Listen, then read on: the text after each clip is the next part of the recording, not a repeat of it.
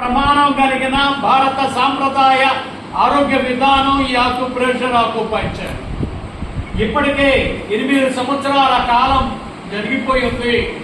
ఇక ముందు అతి త్వరగా ఈ ఆక్యుప్రెషర్ ఆక్యుపంక్చర్ ని కేంద్ర ప్రభుత్వం మరి రకరకాల పథకాలు రూపొందించి దీని సిలబస్ నిర్ధారించి దీని కోర్సులని ఫైనలైజ్ చేసి మరి ప్రభుత్వ పరంగా ప్రైవేటు పరంగా ఎవరు ఎట్లా అభివృద్ధి చేయాలో ప్రమాణాలు నిర్ధారిస్తూ అన్ని రాష్ట్ర ప్రభుత్వాలకి మరి గైడెన్స్ ఇవ్వాల్సిన టైము ఇది త్వరగా పూర్తి చేయాలని కేంద్ర ప్రభుత్వాన్ని కోరుతూ ఉన్నాను.